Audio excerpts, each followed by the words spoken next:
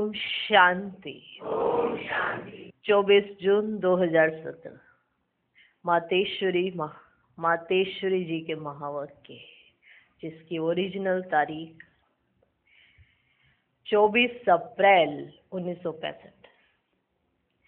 मातेश्वरी जी के स्मृति दिवस पर सुनाने के लिए विशेष महावाक्य।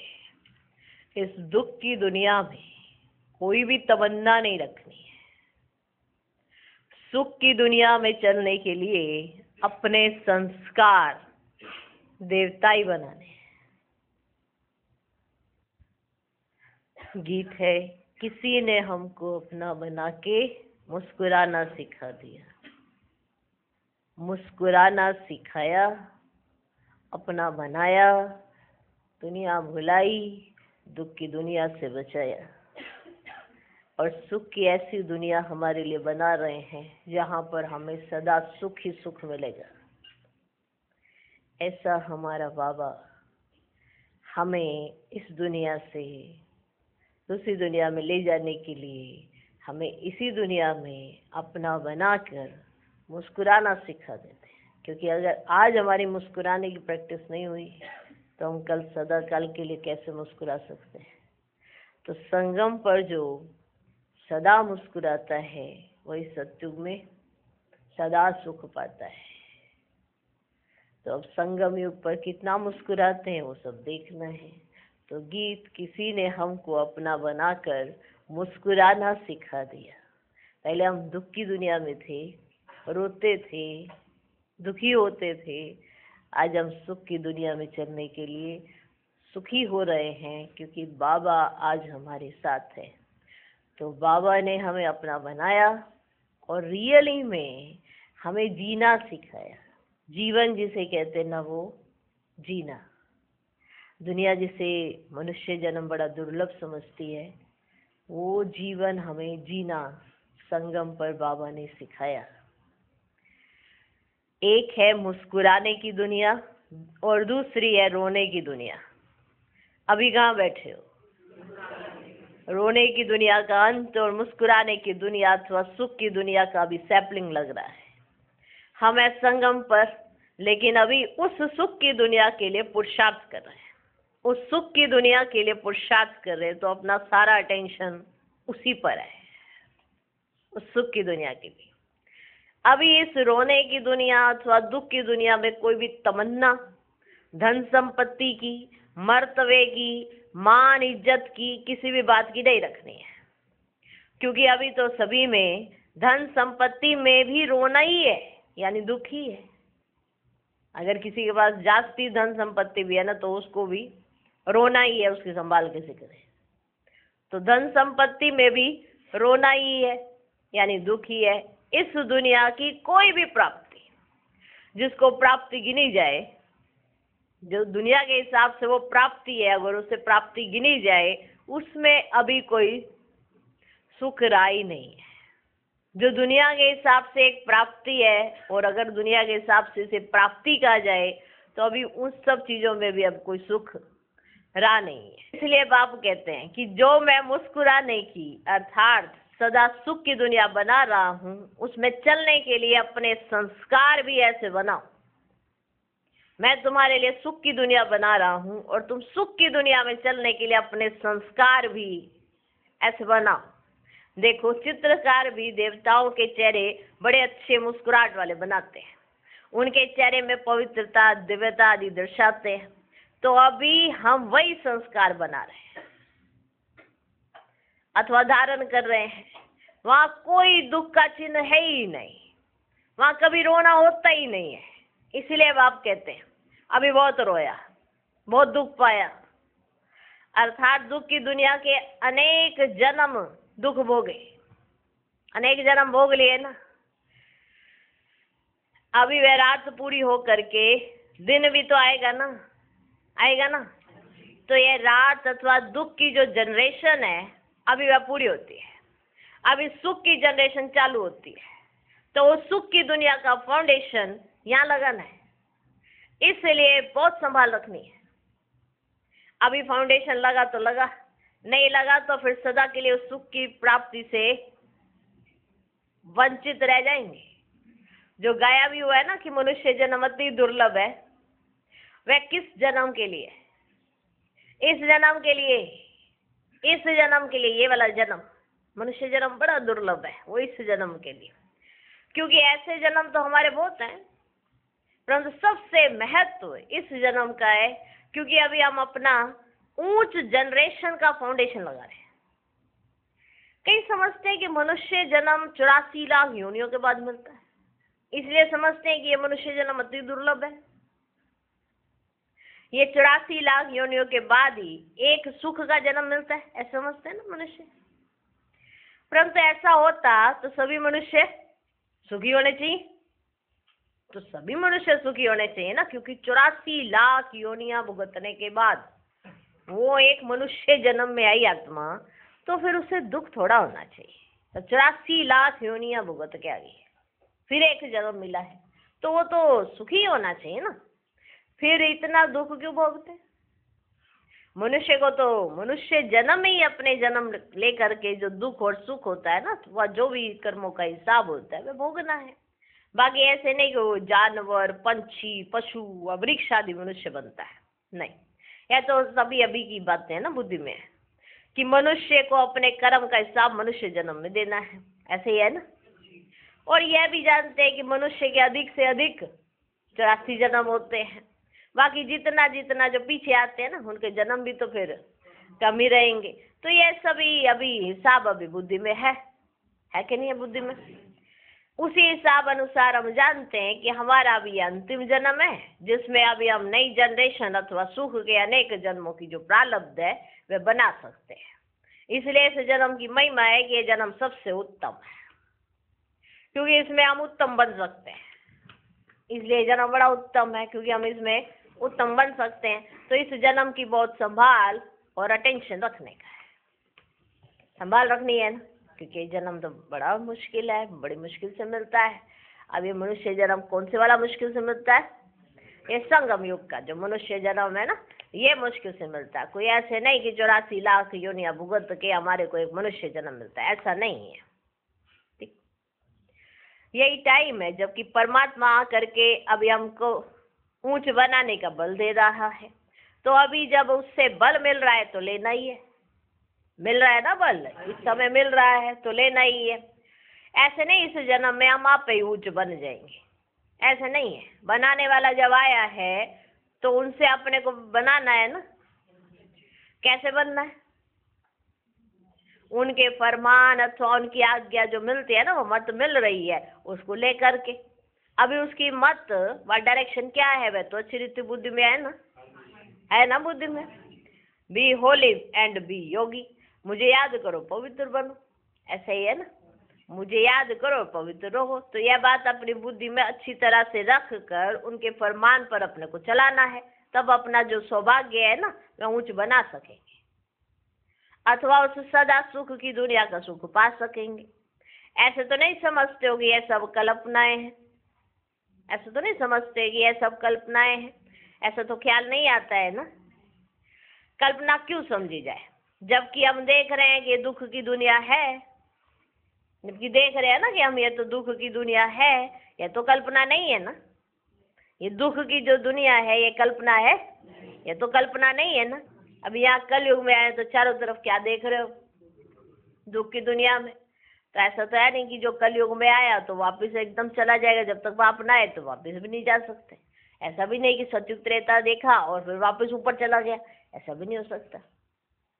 हाँ, तो जब दुख की दुनिया है तो दुख देख रहे हैं, तो जब सुख की दुनिया होगी तो सुख तो देखेंगे ही ना। वो सुख की दुनिया बनाने के लिए बाबा आया हुआ है। अभी दुख की दुनिया में बैठे हैं तो दुख देख रहे हैं, तो बात समझ आती है। तो जब ये दुख की दुनिया कल्पना नहीं है तो सुख की दुनिया को कल्पना क्यों समझ लेते हैं? ऐसे तो नहीं समझते हो कि ये सब कल्पनाएं हैं, ऐसा तो ख्याल नहीं आता है ना। कल्पना क्यों समझी जाए जबकि हम देख रहे हैं कि ये दुख की दुनिया है, तो कल्पना नहीं है, ये प्रैक्टिकल है। तो जरूर सुख की दुनिया भी प्रैक्टिकल होनी चाहिए, जो अभी नहीं है लेकिन होनी तो चाहिए ना। ऐसे तो नहीं है संसार सदा दुख का ही है, ऐसे तो समझ। इसमें सुख और दुख दोनों ही हैं, परंतु सुख का भी समय है। कई समझते हैं अभी सुख है अभी दुख है, जिसने जो अच्छे पास जिसके पास धन दौलत है संपत्ति है वो समझते सुख में बैठा, जिसके पास नहीं है वो समझते दुख में बैठा। लेकिन आज के समय में तो जिसके पास धन संपत्ति जो भी है, चाहे माल सारे हो जो इस दुनिया के हैं, फिर भी वो दुखी है, क्योंकि है ही कौन सी दुनिया ये? दुख की दुनिया। तो समय तो दुख का ही है ना, तो समय दुख का है तो दुख देख रहे हैं। जब सुख की दुनिया का समय आएगा तो फिर हम क्या देखेंगे? दुख देखेंगे। बड़ी सहज सी बात है, जो अभी नहीं है लेकिन होनी तो चाहिए ना सुख की दुनिया। ऐसे तो नहीं ये संसार सदा दुख का ही है, इसमें सुख और दुख दोनों ही है, परंतु सुख का भी समय है।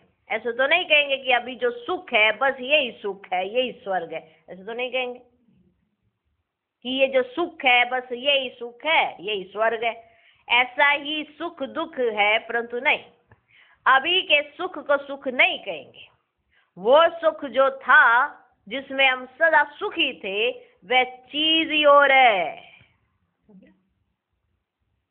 जिसमें हम सदा सुखी थे ना वो सुख की चीज ही और है, इसलिए सुख उसको कहेंगे। आज कल्पना क्यों समझते कल्पना? क्योंकि आज वह है ही नहीं ना, इसे समझते हैं कि जो सुख है ना वो कल्पना है, क्योंकि आज के समय में वो सुख है नहीं, इसलिए क्या लगता है कि वो तो जैसे कि कल्पना है। परंतु ये अपने विवेक और इस नॉलेज के बल से समझते हैं कि जब दुख की दुनिया है तो जरूर सुख की दुनिया भी होनी चाहिए। कई तो ऐसा मार्ग बताते हैं कि भले दुख आवे परंतु तुम समझो कि मैं सुखी हूँ। दुख आ रहा है तो परंतु तुम समझो मैं सुखी हूँ। इसलिए कहीं समझते हैं कि सुख की कोई इच्छा या तमन्ना नहीं रखनी है, इससे इच्छा मात्र अविद्या बनना है। उसकी इच्छा ही क्या रखनी है? जो होता है उसमें ही सुख समझो।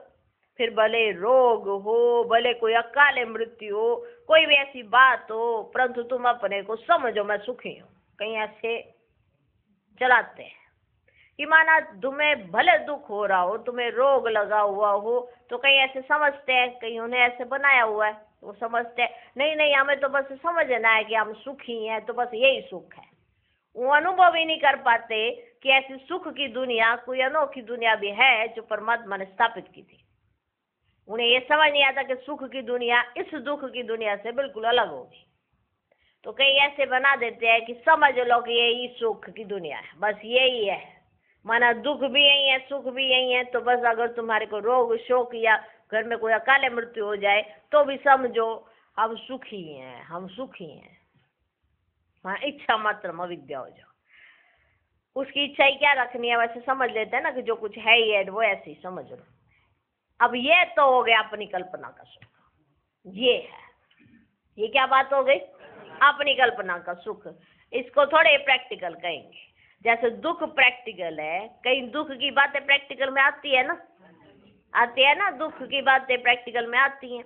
ऐसे सुख भी तो प्रैक्टिकल होना चाहिए ना। ऐसे थोड़ा कि मैं सुखी हूँ फील करना पड़े बार बार। नेचुरल सुखी होना चाहिए, ऐसे बार बार अपने आप में फील नहीं करना चाहिए। ऐसे नेचुरल सुखी होना चाहिए। प्रकृति भी सुख दे, व्यक्ति भी सुख दे, सब नेचुरल सुख दे रहे हैं। ऐसे कोई स्पेशल बैठ के आपको सुखी ना करे। तो सभी दुनिया भी तो प्रैक्टिकल होनी चाहिए ना। जैसे दुख की दुनिया प्रैक्टिकल में है, जैसे दुख प्रैक्टिकल में है, कई दुख की बातें प्रैक्टिकल में आती हैं, ऐसे सुख भी तो प्रैक्टिकल होना चाहिए ना। तो अपने टाइम पर फिर उस सुख की दुनिया में आना है, लेकिन उसका फाउंडेशन अभी लग रहा है। उसके लिए हमें अभी अपने कर्मों को श्रेष्ठ बनाना है। देखो, सुख की दुनिया का फाउंडेशन लग रहा है। अब सुख की दुनिया में चलेगा कौन? जिसके संगम पर कर्म श्रेष्ठ होंगे। तो उसके लिए हमें अभी अपने कर्मों को श्रेष्ठ बनाना है, क्योंकि ये कर्म क्षेत्र है, कर्म भूमि है। इसमें जो बोएंगे सो पाएंगे, यह भी उसका नियम है। बाप कहते हैं इस लॉ को तो मैं भी ब्रेक नहीं कर सकता हूँ। देखो, बाबा भी इस लॉ को ब्रेक नहीं कर सकते हैं। भले मैं वर्ल्ड ऑल माइटी अथॉरिटी हूँ, लेकिन इसका मतलब यह नहीं है कि मैं चाहूँ तो आसमान को नीचे करूँ, धरती को ऊपर करूँ। ऐसा नहीं है ना। मैं वर्ल्ड ऑल माइटी अथॉरिटी हूँ, लेकिन मैं ऐसे नहीं करूँगा कि आसमान नीचे धरती ऊपर, ऐसा नहीं। वह समझते भगवान तो कुछ भी कर सकता है, वह मुर्दे को भी जिंदा कर सकता है, परंतु भगवान व शक्ति का अर्थ यह नहीं है कि वह मुर्दे को जिंदा करे। वह तो आत्मा को शरीर छोड़ने का ही है, वह तो बात ही नहीं है ना। ऐसा तो कोई भी मनुष्य रहा है क्या कि जो सदा ही जिंदा रहे? ऐसा नहीं है ना। तो उसने शरीर तो छोड़ना ही है ना। अगर उसको जिंदा कर दूं तो क्या वह फिर मुर्दा नहीं बनेगा? अगर मैं जिंदा कर दूं तो क्या फिर वह मुर्दा नहीं बनेगा? फिर भी बनेगा। तो हर चीज का जो नियम है ना वह तो चलेगा ही ना। इसलिए इसमें कोई शक्ति दिखलाने की तो कोई बात ही नहीं है। इसमें कोई शक्ति दिखाने की तो कोई बात ही नहीं है कि आप मानेंगे ही तब भगवान को जो मुर्दे को जिंदा करे। ऐसी तो कोई शक्ति दिखाने की बात ही नहीं है। या तो उसने कभी मरना ही ना हो, कभी मुर्दा होना ही ना हो, ऐसा तो नहीं है ना। मुर्दा तो होना है, नया शरीर तो लेना है। तो जब ये होना ही है तो इसमें परमात्मा अपनी शक्ति क्यों दिखलाए? ये तो होना ही है ना। तो इसमें कोई शक्ति दिखलाने की बात ही नहीं है। ये जो 5 तत्व है, हर तत्व का भी अपना नियम है। वह भी गोल्डन, सिल्वर, कॉपर और आयरन एज अनुसार अपनी स्टेजेस में जाते हैं। यह अर्थक्वेक होता है, यह फ्लड्स होती है, यह तूफान आता है, ये सभी होता है। यह भी अभी डिसऑर्डर में तमो प्रधान हो गए हैं। हर चीज में अभी तमो प्रधान होता है। तो ये सभी राज बाप भी समझ आते हैं कि अभी हर चीज बिगड़ चुकी है। अभी मैं आया हूं तो हर चीज को सुधारता हूं। इसके लिए मैं पहले मनुष्य आत्मा को सुधारता हूं।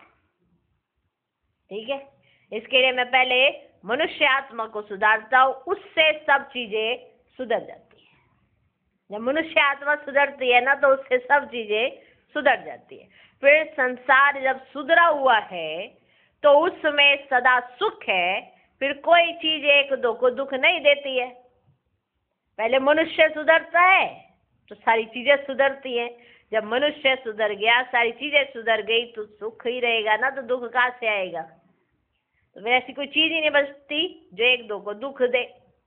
अभी सब चीजों से दुख मिलता है। तो इन सभी बातों को समझना और किस तरह से सृष्टि का अथवा इस संसार का चक्र चलता है उससे जानना, इसी का नाम है ज्ञान। इसी का मैं नॉलेजफुल हूँ। मेरे पास इसकी फुल नॉलेज है। यह कर्मों का कैसा खाता चलता है, कैसे नंबरवार आते हैं, इन्हीं सभी बातों को मैं जानता हूँ। इसलिए कहते हैं कि ज्ञान को कोई मनुष्य यथार्थ रीति समझ नहीं सकते, क्योंकि मनुष्य को सब इस चक्र में आने वाले हैं ना। क्योंकि मनुष्य तो सब इस चक्र में आने वाले, तो जो इस चक्र में आने वाले हैं वे इन बातों को नहीं जान सकते हैं। जो चक्र से बाहर है, जो बाहर से देख रहा है चक्र को, वही तो जान के हमें समझाएंगे ना। जो इस चक्र में आने वाले हैं वे इस चक्र को नहीं जानते। जो चक्र से बाहर है उसके पास ये नॉलेज रहती है। तो बाप कहते हैं कि मैं ही आकर के फिर सुनाता हूँ, क्योंकि यह जानकारी मेरे ही पास रहती है और सबसे भूल जाती है। तो सबको बल देने वाला भी मैं हूँ। मेरे में ही वह पावर रहती है, और तो सभी जन्म मरण में चक्र आकर के अपनी पावर्स खो देते हैं। ठीक है, ठीक है। बाबा ऐसे जन्म मरण के चक्र में नहीं आते हैं। बाबा आते हैं सिर्फ ब्रह्मा तन में ज्ञान सुनाने के लिए। तो बाबा ब्रह्मा तन में ज्ञान सुनाते हैं, चक्र का राज समझाते हैं, और बाकी जो इस चक्र में आते हैं जन्म मरण के चक्र में, वो इस चक्र को बिल्कुल भूल जाते हैं और अपनी पावर्स खो देते हैं। एक बाबा ही है जिसकी पावर सदा रहती है, खोती नहीं है। तो मैं आता हूँ अपना बल देने के लिए। ये तो सीधी बातें हैं, इसमें मूंझने की तो कोई बात ही नहीं है कोई मूंझने की बात? सीधी सीधी सी बातें हैं। इसलिए मुझे परमात्मा सर्वशक्तिमान, जानी जाननहार, ज्ञान का सागर कह के महिमा करते हैं। ठीक, जानी जाननहार, ज्ञान का सागर, पतित पावन, ये सब कहते हैं ना। ये सब कह के मेरी महिमा करते हैं। ये मेरी महिमा कोई है इसीलिए महिमा है। महिमा कोई है मतलब अगर मैंने वो काम ही नहीं किया तो मेरी महिमा कैसे करेंगे?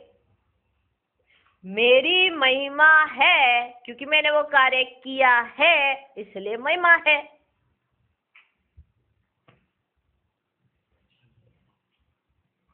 ये मेरी महिमा है, इसीलिए तो कहते हैं ना, ये मेरी महिमा कोई मुफ्त की थोड़े ही है। मैंने काम किया है और मेरा कर्तव्य कुछ है, मेरा कुछ कर्तव्य है। मैंने बहुत ऊंचा काम यहाँ किया है, इसलिए महिमा है। सीधी सी बात है। जब जिसने जो किया ही नहीं उसका नाम ऐसे क्यों लिया जाएगा? कुछ किया हो तभी तो नाम लिया जाता है ना। दुनिया में भी जैसे मनुष्य की भी महिमा क्यों होती है? गांधी के लिए कहते हैं वह बहुत अच्छा आदमी था, ऊंचा था, तो ऊंचा माना, ऐसे नहीं कि एकदम बड़ा बड़ा था तो ऊंचा था, ऐसा तो नहीं है। एकदम लंबा लंबा था तो ऊंचा था, ऐसा तो नहीं है ना। ऐसे तो नहीं, बड़ा नहीं था ना। बड़ा माना अपने कर्तव्य में बड़ा था। अच्छा, कोई हाइट में बड़ा था तो बड़ा थोड़ा हो गया, अपने कर्तव्य में बड़ा था। उसने अच्छे कर्तव्य किए, इसलिए उनको सब याद करते हैं, उनकी सब महिमा करते हैं। तो मनुष्य की हिस्ट्री में भी जो बातें आती हैं, माना मनुष्य की जो हिस्ट्री होती है उसमें वो बातें आती हैं, वो किस लिए आती? किया है तो आती है। तो बाबा की भी जो महिमा है, बाबा ने वो कर्तव्य किया है तो आती है, वो महिमा है। तो मनुष्य की हिस्ट्री में भी जो बातें आती है कि फलाने ने अच्छा काम किया है, उसी अनुसार फिर उनका गायन भी होता है। तो परमात्मा की भी इतनी जो महिमा है, उसने भी हमारे लिए कुछ काम किया होगा ना। बाकी ऐसे थोड़े कि बस ऊंचा बैठा है, बस उसकी शक्ति चलती रहती है या उसका ये सब काम होता ही रहता है। उसने आ करके कुछ किया है तभी महिमा है। उसने आ करके कुछ किया है, मनुष्यों को ऐसा ऊंचा उठाया है और इस तरीके से उठाया है, इसलिए उसकी महिमा है। तो अभी परमात्मा की महिमा और परमात्मा के कर्तव्य को समझना है। परमात्मा की महिमा और परमात्मा के कर्तव्य को समझना है। जैसे धर्म पिताएं भी जो आए हैं, जिनकी महिमा गाई हुई है, गुरु नानक देव, क्राइस्ट, बुद्ध आदि, उन्होंने भी तो उसके तरफ इशारा तो किया है ना, किया है ना, इशारा तो किया है ना। तो ये सब साफ बातें हैं जिसको समझ करके पुरुषार्थ करना है। और बाप जो फरमान करते हैं कि मुझे याद करो और अपने कर्मों को अच्छा पवित्र रखो, तो उसी से तुम्हारा ये जो हेवन का अधिकार है वह तुमको प्राप्त होगा। अपने कर्मों को अच्छा रखो, अपने संस्कारों को देवताई बनाओ, फिर उसी से क्या होगा, तुम्हारा जो स्वर्ग में जाने का अधिकार है, माना सुख की दुनिया देखने का जो तुम्हारा अधिकार है, वो तुमको प्राप्त हो जाएगा। अब प्राप्त ऐसे होगा, बिना याद के प्राप्त नहीं हो सकता, क्योंकि आत्मा में शक्ति रही नहीं। तो शक्ति हमको मिलेगी बाबा की याद से। अब याद से बल मिले तो हम अच्छे कर्म कर सकें। जब हम अच्छे कर्म करें तो हम श्रेष्ठ पद पा सकें। तुम वैसे भी कर्म तो करते ही हो, कर्म तो करते ही हो ना, परंतु वे कर्म तुम्हारे रॉन्ग होते जाते हैं। ऐसा होता है ना कई बार कि हम सब कुछ कर रहे हैं लेकिन वो गलतियां ही होती रहती है। तो अब कर्म ही ऐसे होने लगे कि श्रेष्ठता ही आ जाए, तो वो कैसे होगा? जब हम बाबा को याद करके कुछ करेंगे ना, तो वो श्रेष्ठ ही कहलाए जाएंगे। बाबा की याद भूल के कोई भी कर्म करेंगे तो वो रॉन्ग कहलाए जाते हैं, गलत हो जाते हैं, क्योंकि वो माया की समृद्धि में किए। बाप की समृद्धि में करेंगे कोई भी कर्म तो वो अच्छे होंगे। कर्म तो आप करते ही हो ना, परंतु वे कर्म तुम्हारे रॉन्ग होते जाते हैं, उसी से तो तुम्हारा दुख बढ़ता जाता है। इसलिए बाप कहते हैं अभी समझ से करो। मैं जो समझ देता हूं उसको लेकर के अच्छी तरह से करो।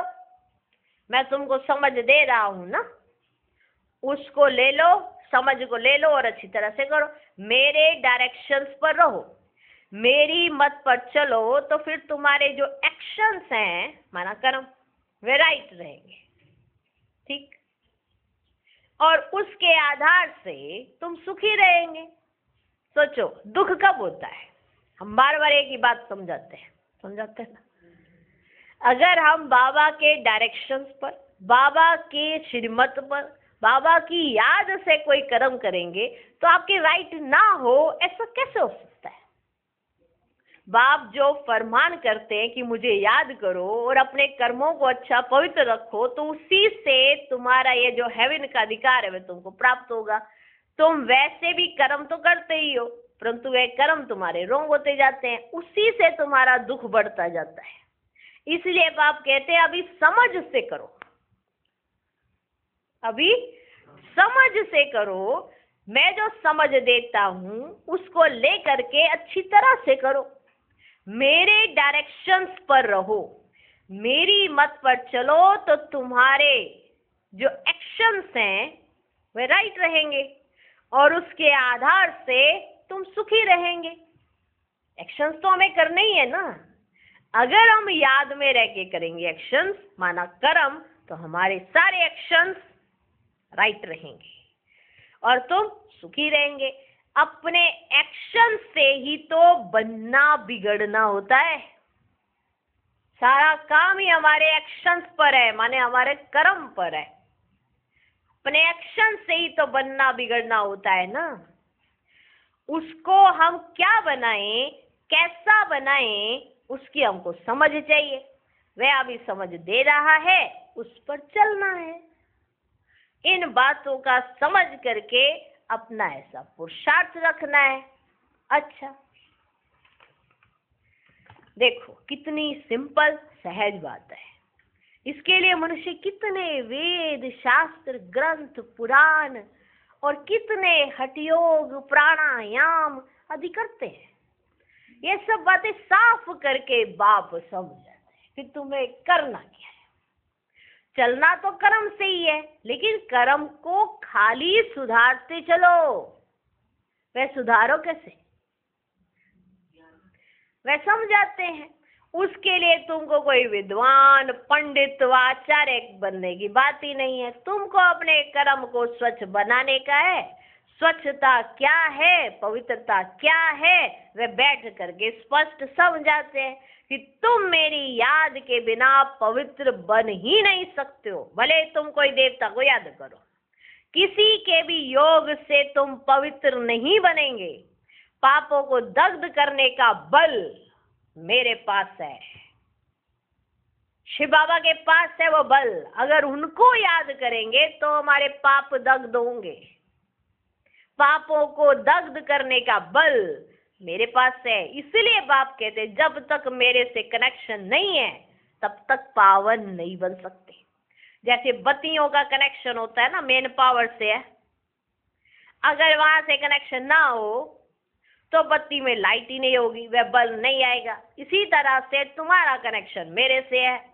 मैं हूं मेन पावर हाउस, तो उससे कनेक्शन चाहिए ना।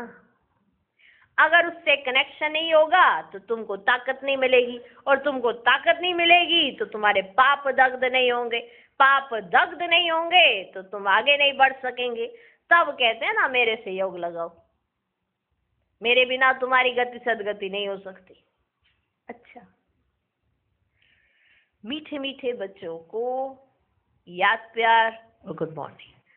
ओम शांति। ओम शांति। आज का वरदान, आज का वरदान अपने चेहरे और चलन से सत्यता की सभ्यता का अनुभव कराने वाली महान आत्माओं हो। महान आत्माएं वह है जिसमें सत्यता की शक्ति है, लेकिन सत्यता के साथ सभ्यता भी चाहिए, सभ्यता भी जरूर चाहिए। ऐसे सत्यता की सभ्यता वाली महान आत्माओं का बोलना, चलना, देखना, खाना, पीना, उठना, बैठना, हर कर्म में सभ्यता स्वतः दिखाई देगी। अगर सभ्यता नहीं तो सत्यता नहीं। अगर सभ्यता नहीं है ना तो सत्यता नहीं। सत्यता कभी सिद्ध करने से सिद्ध नहीं होती, उसे तो सिद्ध होने की सिद्धि प्राप्त है। किसको? सत्यता को। सत्यता के सूर्य को कोई छिपा नहीं सकता।